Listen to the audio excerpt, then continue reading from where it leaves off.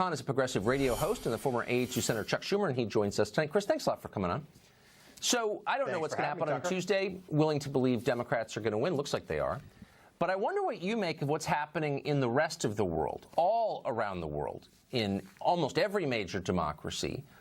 Left-wing globalism is being rejected, sometimes severely. It just happened in Brazil, in the Philippines, happened in the UK, it happened in Italy, it's happening everywhere. Why do you think that's happening? Is it the racism of voters, or is there another reason? Seriously. Look, I think that there is a contracting of the middle class around the world, and I think that's leading to unrest. And if we're not careful, that can happen here. I think the middle class has been shrinking for many, many years, and I think they see the opportunities for their children dwindling. And when that happens, you see them turn to extreme right-wing philosophies that blame others, which is what this president is trying to do every day by embracing nationalism. It blames others for the problems of a stagnant economy. So I think it's very important that we address the concerns of the middle class and we expand our economy, we grow our jobs, and we are inclusive. And I agree with you on one point you made in your monologue. Yes, go ahead. Tell me what you agree. I agree with you. I agree with you on the political correctness argument. I think that people on the left have to get away from that. I don't believe in offending people, but I think that there needs to be some latitude, especially for comedians and journalists and artists, to express themselves. How about normal people who may wear the wrong Halloween costume or say the wrong thing at a Christmas party or call it a Christmas party? Why does the left feel the need to punish them? No, I'm serious. I mean, we both agree that's bad, but why is it happening? If you're self-confident about your views, you don't act that way. Brittle people act that way, right? There needs to be a distinction between people who are intentionally trying to offend and people who stumble into something that may be offensive and who can be corrected from that offense and then move on with their lives. But what if they don't want to be? Wait, hold on, wait. What if they don't want to be corrected? What if they have different views from you? Why do you feel the need to destroy them? Why does the left? I'm serious. Because if you really believe that your program is right, you convince other people. You don't get them fired and humiliated, which is what the left is doing on a large scale across our country. I think convincing people that they may have a racist or sexist or offensive view is different from people who might say something that might be offensive to some people. You're never going to convince a racist or a sexist not to be a racist or a sexist, and those people do need to be banished and punished for it. But people who might make a statement off cuff, that's something you could correct. Thank you for pulling off the mask and letting us see the authoritarian beneath, because who gets to decide what those terms mean? You're projecting.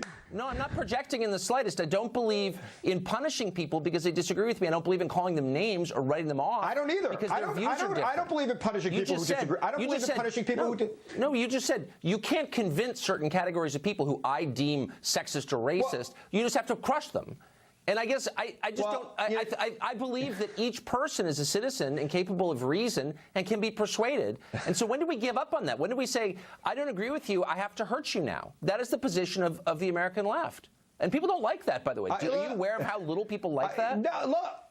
Hey, look, I believe that you got to get everybody to come around with the idea that all men and all women are created equal in this country, to be treated with dignity and respect. And when there are people who are not willing to treat people with dignity and respect, they need to be dealt with in this society, because they are not. This is not what we have in a welcoming, open society. Look, people who are actively trying to hurt people based on their race, sex, religion, gender, or sexual identity. I make the argument. Hold on, slow down. I make the argument almost every single night on this show for a society that judges people on the basis of how they behave and not on their immutable characteristics, like their sex or race. I hear the very opposite rhetoric from the Democratic Party, but we're not going to make headway on that question. Well, that's let me ask you a deeper question, which is this.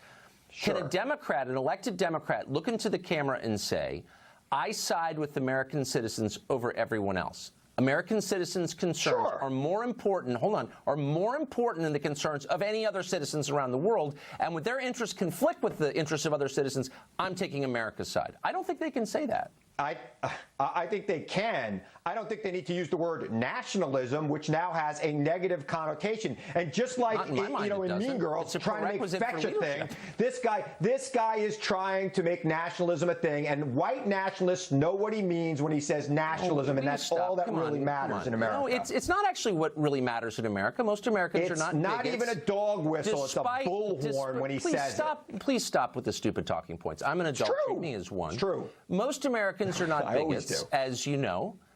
I and I agree. want I you agree. to speak slowly so I can understand what's wrong with the idea that you would put your country before other countries. If you're running the country, just like if you're running a family, you put your kids before your neighbor's kids.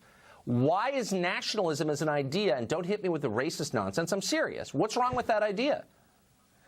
You know, get a thesaurus and call it patriotism. You don't have to use the word nationalism, which has been it's been co-opted by the far-right extremists, and mostly for racial purposes. There are other words. This is not MSNBC. I want to have a real conversation. What's wrong with the idea? Sure. Tell me why the idea is wrong. Why is it wrong to say, I am loyal to my nation that I lead? I'm elected to run this country. Nothing wrong with that. 320 million people. Okay. Nothing wrong But with if I that. call it nationalist, in fact, then Don Lemon doesn't like it, and I have to not call it that. Is that what you're like? What is the argument you're making? I don't understand. You know, it's not even about the people who don't like it. It's for the people who like it too much, who hear that and hear white nationalism. Well, the president needs to rise above that. He is the president of the United States, of all the United States. He's in a tough midterm election. It's going to be won on the margins, and he's trying to get some white racists out to vote. That's what he's trying to do. He wants white nationalists out there. So he's saying that's why you won't run it for a while. No, we don't. No, I love this country. I love everybody. No, they're all racist. All those white nationalists. I believe in the better angels of America, but I don't think the president does, and that's the problem. That's why you're attacking them. Chris, thank you very much. Good to see you. Thank you.